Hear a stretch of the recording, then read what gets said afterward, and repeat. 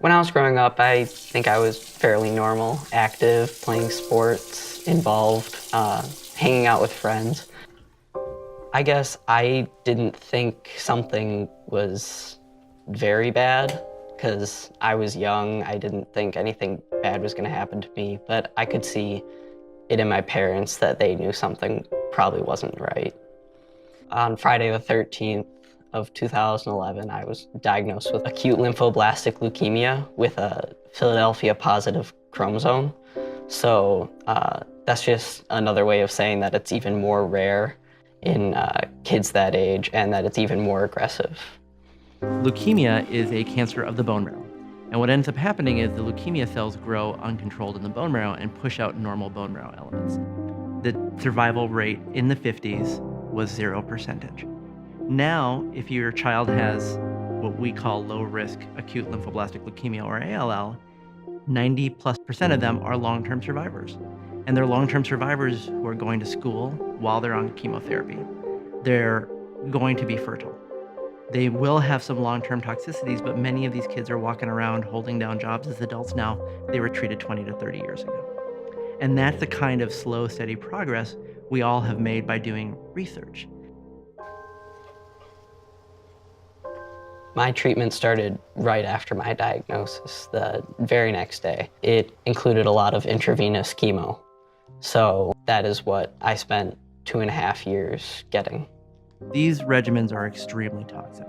For both high-risk ALL and AML, many of these patients are spending months in the hospital. And even if they are fortunate enough to be long-term survivors of their disease, especially in children, we see late effects that are quite profound. I achieved remission in 2011, and I was 10 years old at the time.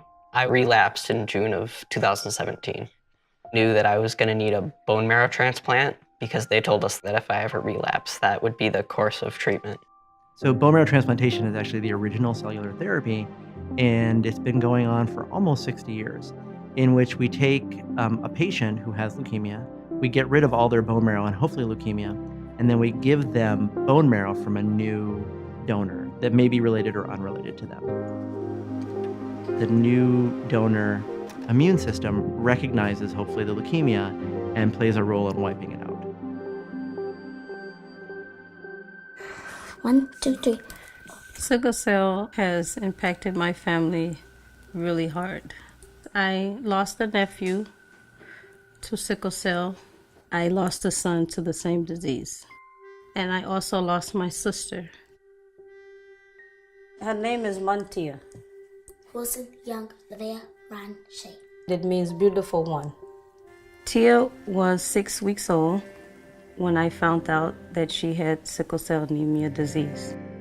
As I was down there on the floor on my knees crying, when I heard the news, I know I had to get up and get myself back together.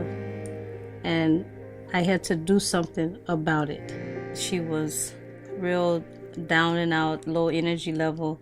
But when she got those blood transfusions every 4 weeks, she was a spitfire. Oh, that one was juicy. Sickle cell disease is one of the type of inheritable diseases.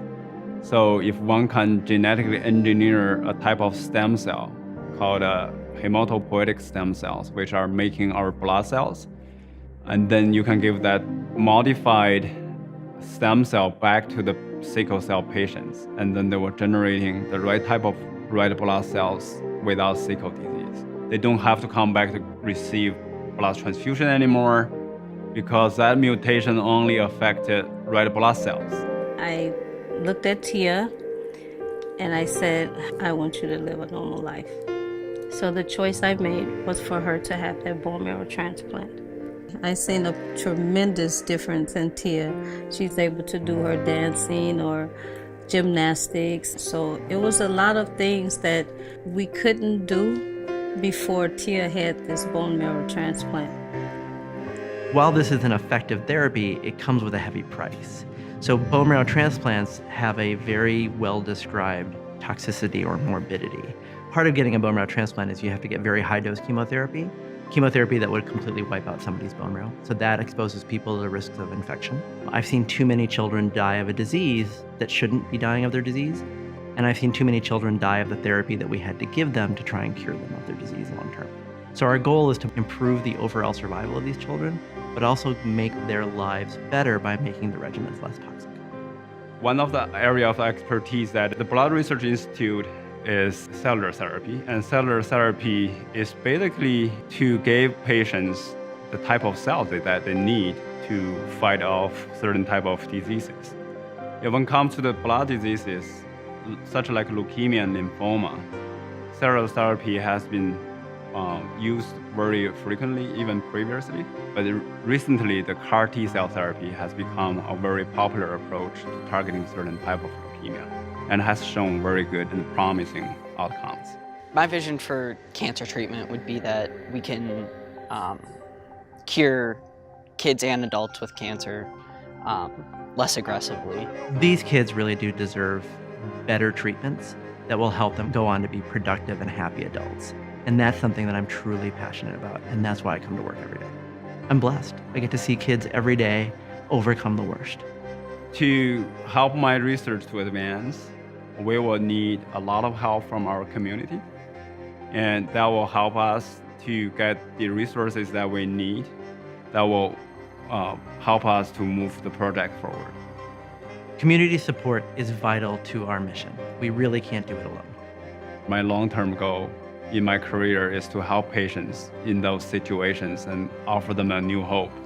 If it wasn't for the research that we've done in the past few years and the research that we're going to do in the future, my cancer wouldn't be as treatable as it is today. I'm grateful for the researchers. I'm grateful for those that donate blood. And I'm grateful for my daughter being able to live a normal life because of them. 2, 3. Yes.